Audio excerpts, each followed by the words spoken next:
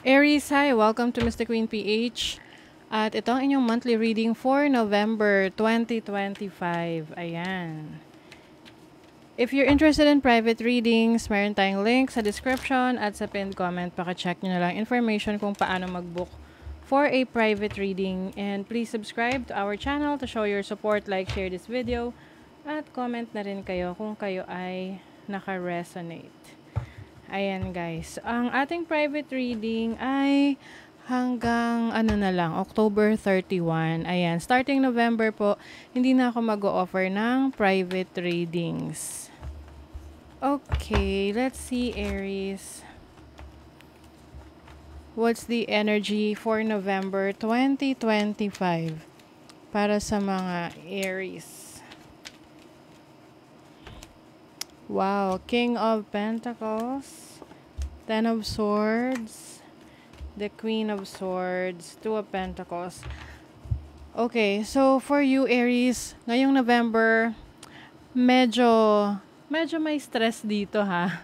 Pwedeng ito stress na to ay may kinalaman sa inyong trabaho, sa finances ninyo. Maaring magiging very busy or ngayon pa lang busy na kayo.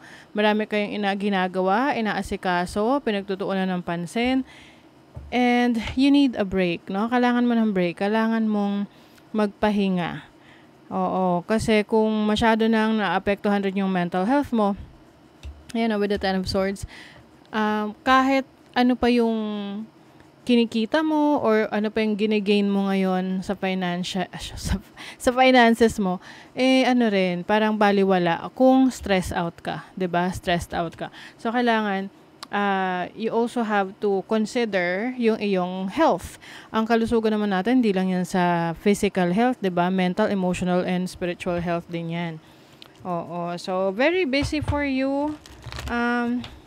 Maari ring meron ka mga taong kakausapin or marami kang kinakausap na tao ngayon kaya ikaw ay na-overwhelm. Make sure to cleanse your energies, protect your energies kasi nakaka-drain naman talaga, no, kapag masyadong maraming nakakausap. You also have the Five of Cups. You are finally moving to a place na kung saan magre-recover ka. May mga losses, no, maaring isa sa nakakapagpa-stress sa inyo ay may mga na-miss kayong mga opportunities. Pero ang importante kasi dito is kung ano pa yung oportunidad na pwede mong ma-experience. Na yes, meron tayong mga nami-miss na opportunities pero it doesn't mean na wala nang darating, 'di ba? So you have to be more positive sa iyong mga goals. With the King of Pentacles, marami kang abilities, marami kang talento. Yung iyong ideas, yung iyong passion, yan yung magdadala sa'yo or magbibigay sa'yo ng abundance, finances, no, financial stability. So, keep grinding in a way na hindi mo naman naaabuso yung katawan mo. You have the Moon, you may feel a bit emotional, no, during this time, ngayong November, because of yung mga pabago-bago ng nangyayari sa buhay mo. Maari ring meron kang ika-cut off na tao sa buhay mo because this person ay in-stress ka lang niya or parang ayaw mo na ng gulo, gusto mo ng peace of mind. So you may be cutting off connection sa mga toxic na tao, toxic na sitwasyon sa buhay mo. And you will continue to learn. Maaring mas magfo-focus ka ngayon sa pag-aaral, pag-research, pag-i-improve ng knowledge mo. Lalo na kung meron kang sinisimulang negosyo or another source of income. So, you are really learning more. Ayan. You have the Knight of Wands. So, this energy is someone na very creative and passionate sa gusto niyang gawin. This is also someone a risk taker. So, you are going to take a risk when it comes to a business opportunity or an earning opportunity or a job, no? Ngayong November. You have the Four of Swords. So, this is a reminder para sa'yo na magpahinga. Magpahinga. 444. Ayan. Lumabas yung 444 kanina nung pinull out ko to. So, ibig sabihin yan, pansinin nyo yung mga synchronicities. Kapag nakakita kayo ng numbers na 444, it's a reminder from the universe na, oh, kalma lang, slow down, magpahinga ka. Ganon. Okay, let's see what else. What else for Aries, November 2025. You have Juno, partnership. This can be business partnership or concerning about a person that is connected to you. You have Venus. Oh, possible there's a new person coming into your life. Kung single ka, maaring mas makaka-attract ka ngayong November ng partner. Maaring makikilala mo siya sa short travels mo or sa true friends or within your community. Ano man yung community na kinabibilangan mo, maaring meron ka makikilala dyan. Yung iba naman, this is an opportunity for business. Oo. Maaring meron kang sisimulang negosyo. Dahil meron kang makaka-collaborate. You will, meron mag-o-offer sa'yo ng opportunity na pareho kayo ng mindset, pareho kayo ng goal, pareho kayo ng gusto sa buhay. Oh. Diba? Venus is the planet of love, money, and also your aesthetics. So, yung iba sa inyo, i-improve nyo rin yung inyong physical appearance. Maaring mas mag-aayos kayo ngayon. Igugroom nyo yung sarili nyo. Kumbaga, pwedeng magpapaayos kayo ng hair, or meron kayong i-enhance sa inyong physical appearance, or yung mismong style. Ayan. Fertility.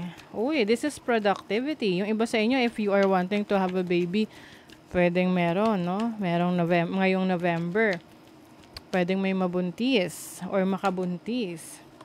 Forgiveness. Yung iba sa inyo, you will forgive someone sa buhay ninyo na merong nagawang pagkakamali sa inyo. Nasa sa inyo na yan kung bibigyan nyo ng chance itong person na to. Some of you, ang patatawarin nyo yung sarili nyo. Sa inyong mga naging pagkukulang or pagkakamali, bad decisions in the past. Kasi minsan, kahit na alam naman natin na nagkamali tayo, gano'n naman talaga. Kasi nisisi lalo natin yung sarili natin na dapat hindi ko ginawa yun. Or dapat ito yung ginawa ko. But it's already done, 'di ba? So you have to move on, forgive yourself, move on, and do better.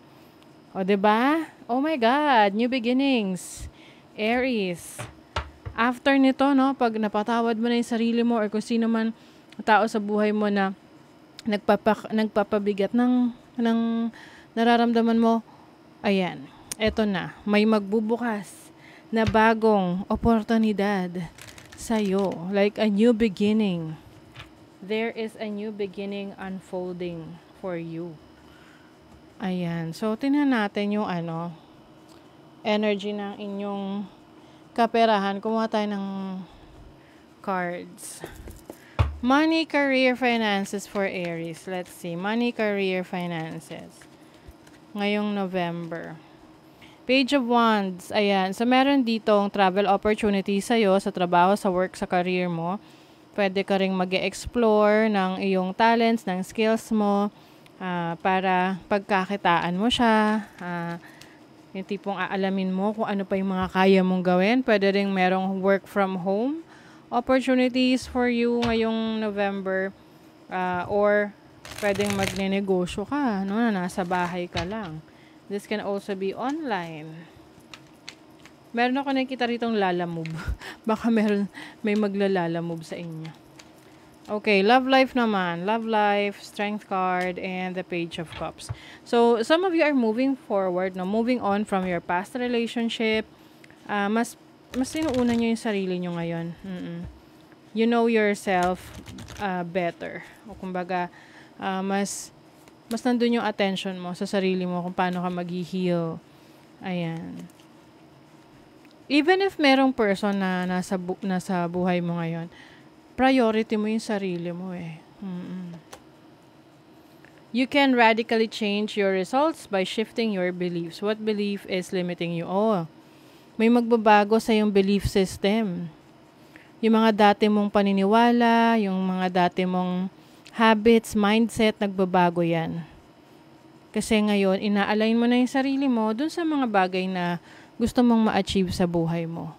Okay? So, that is your reading, Aries. Thank you so much. See you again.